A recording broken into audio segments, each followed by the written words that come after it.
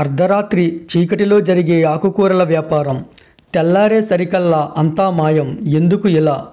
ఒక కమిషన్దారుడు కానీ మధ్యవర్తి మనిషి కానీ లేకుండా డైరెక్ట్గా రైతులతో ముఖాముఖిగా జరిగే ఏకైక మార్కెట్ ఈ ఆకుకూరల మార్కెట్. మరి ఈ ఆకుకూరల మార్కెట్ గురించి ఎవ్వరూ ఎప్పుడూ ఎక్కడా చెప్పని అనేక ఆశ్చర్యాన్ని కలిగించే విషయాలు, వాస్తవాలు ఈ వీడియోలో చూడండి ఫ్రెండ్స్. మరి ఇంకా మనం వీడియోలోకి వెళ్తే, మేము మా చిన్నప్పటి నుంచి మా అన్నయ్య కానీ నేను కానీ మేమంతా కూడా ఈ ఆకుకూరల వ్యాపారాన్ని చేస్తూ బ్రతికామండి. అంటే ఆకుకూరలు పెంచి హోల్సేల్గా ఈ మార్కెట్లో వేయడం కానీ, లేదా ఈ మార్కెట్లో హోల్సేల్గా మనం వేసుకుని రిటైల్గా అమ్మడం కానీ, ఈ విధంగానే మన గత జీవితం అంతా కూడా గడుస్తూ వచ్చిందండి. కాబట్టి మనకి ఈ ఆకుకూరల గురించి, ఈ ఆకుకూరల మార్కెట్ గురించి మనకు తెలిసినంతగా ఏ యూట్యూబర్కి కూడా తెలియదండి. కాబట్టి ఈ విషయాలను, వాస్తవాలను మీకు ఈరోజు చెప్పబోతున్నాను అన్నమాట. ఇది వచ్చేసి పశ్చిమ గోదావరి జిల్లా మా భీమవరంలో జరిగే ఆకుకూరల మార్కెట్ అండి. దీని గురించి మీకు ఆశ్చర్యకరమైన విషయాలు ఏంటంటే, ఈ మార్కెట్కి సంవత్సరానికి వచ్చి ఒకే ఒక్క రోజు సెలవండి. అది ఎప్పుడంటే మావుళ్ళమ్మ వారి అన్న సమారాధన సందర్భంగా ఆ ఒక్కరోజు మాత్రమే సంవత్సరంలో దీనికి సెలవు అన్నమాట. ఇంకా మిగతా అన్ని రోజులు కూడా ఇది సంవత్సరం పొడుగు కూడా ఈ మార్కెట్ జరుగుతూనే ఉంటుందండి. ఇంకా ఈ వ్యాపారం అంతా కూడా ఓన్లీ రెండు రకాల మనుషుల మధ్య జరుగుతూ ఉంటుందండి. ఒకటి హోల్సేల్గా వేసే రైతులు, రెండవది రిటైల్గా అమ్మే వ్యాపారస్తులు.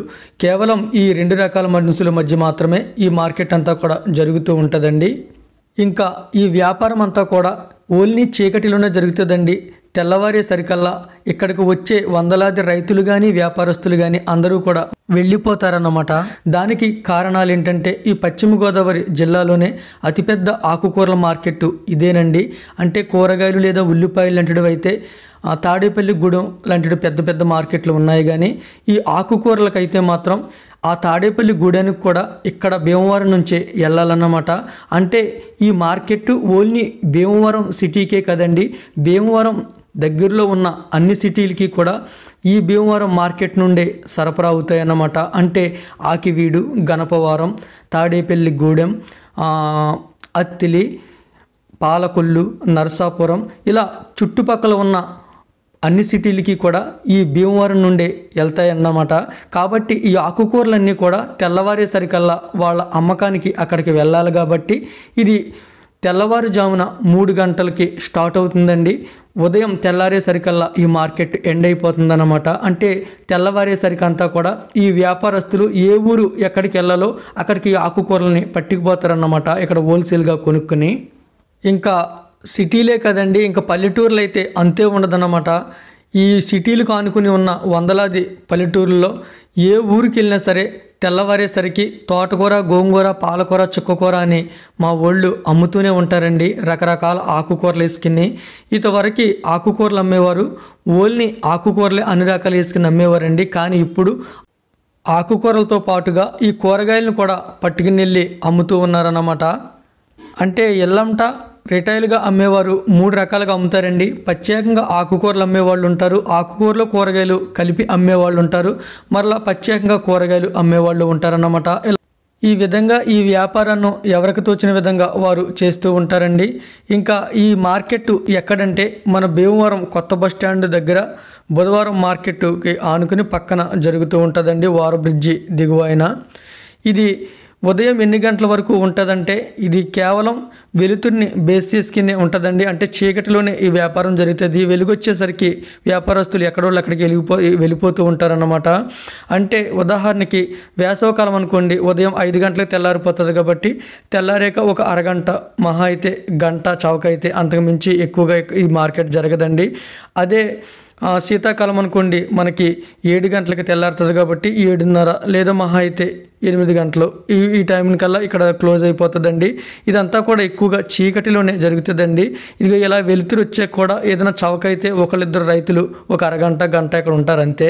అదే చీకట్లో అయితే ఇక్కడ వందలాది మంది రైతులు, వ్యాపారస్తులు కూడా ఇక్కడ జరుగుతూ ఉంటుందండి. ఇలా తెల్లవారేసరికి లోకల్గా అమ్మే ఆడవాళ్ళు కానీ లేదా పల్లెటూర్లు వెళ్ళే మగోళ్ళు లేదా దూరంగా సిటీలకు వెళ్ళే వాళ్ళు కానీ అందరూ కూడా తెల్లవారేసరికల్లా వెళ్ళిపోతారండి. ఇదిగండి చూడండి, తెల్లారాక ఇలా కొందరు మాత్రమే రైతులు, ఒకరు ఇద్దరు, వీళ్ళు కూడా ఒక అరగంట లోపల వెళ్ళిపోతూ ఉంటారన్నమాట. కాబట్టి ఈ వ్యాపారం మాత్రం ఓన్లీ చీకట్లోనే జరుగుతుందండి. అంతకు మించి దీనికి మార్గం ఉండదండి.